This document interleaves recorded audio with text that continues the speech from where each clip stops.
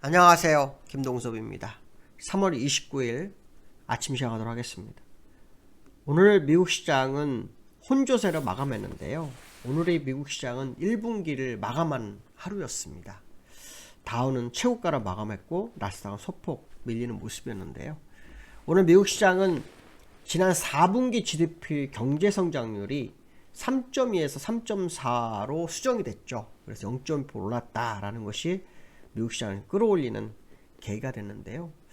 미국 시장은 이번에 엔비디아의 AI 영향, 또 금리 인하에 대한 기대감이 다 반영돼서요.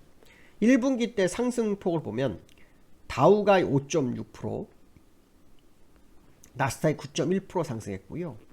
S&P가 10% 상승했습니다. 다우가 5.6% 오른 것은 2021년 이후로 분기 상승으로 최고치를 기록했고요. S&P는 2019년 이후로 최고치를 기록했다고 합니다. 굉장히 많이 상승한 거죠. 1분기에 10%를 상승했으니까요.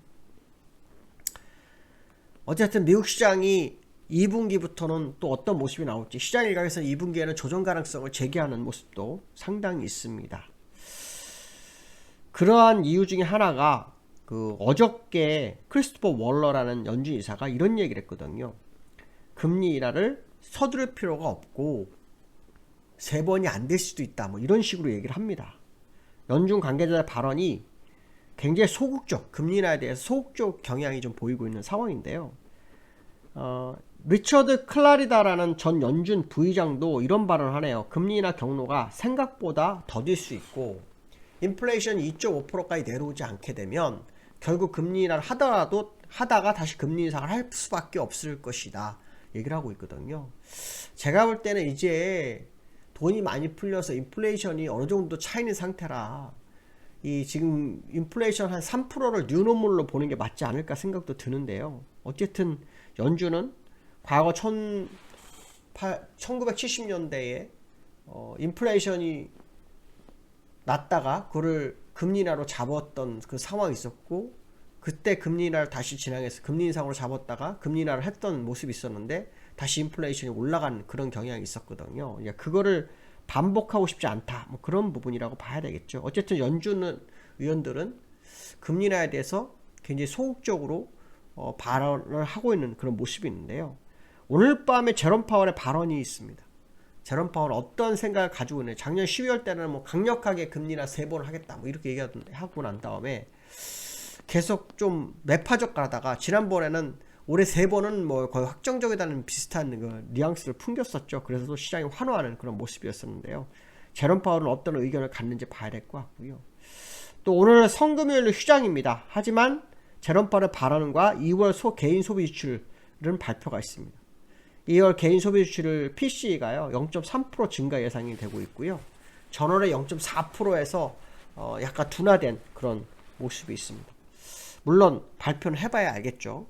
시장에서는 이번 소비 개인 소비 지출로 인해서 6월달 금리 인하가 될지 안 될지 결정할 수도 있다, 이런 식으로 발언도 하는데요. 그럼 더 두고 봐야 되겠죠. 근데 만약에 3번을 정말 한다면 시간적으로 그렇게 많지가 않아요. 두 달을 회의 2번째마다 한 번씩, 2번 안에 한 번씩은 해야 되는데 회의가 그렇게 많이 남아있지 않은 그런 상황이다 이렇게 보시면 될 것 같고요.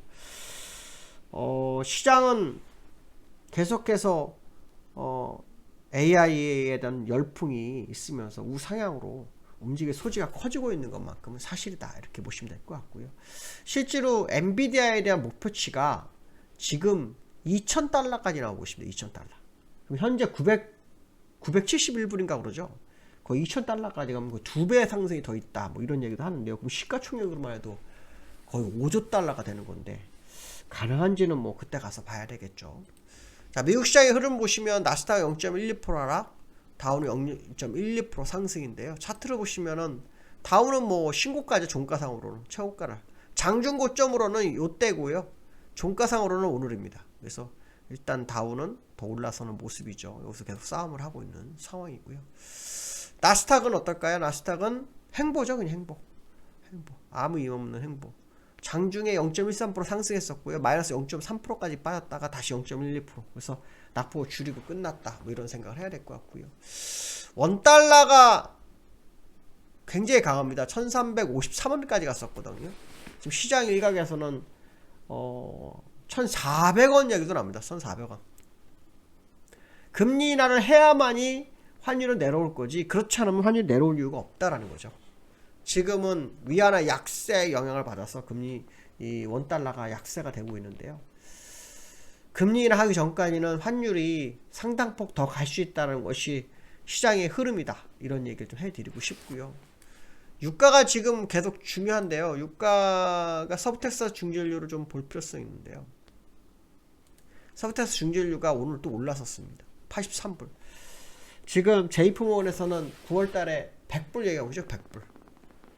이렇게 되면 인플레이션 내려오기 힘들고요. 인플레이션 내리지 못한다는 것은 연준이 제시하는 금리 인하는 어려울 수도 있습니다. 점점. 근데 저는 금리 인하 해야 한다고 봅니다. 안 하면 후회를 남길 거다. 이유는 상업용 부동산이 문제가 되고 있다는 거죠. 그게 수면 밑에서 계속 올라오려고 준비 중인 게 많습니다.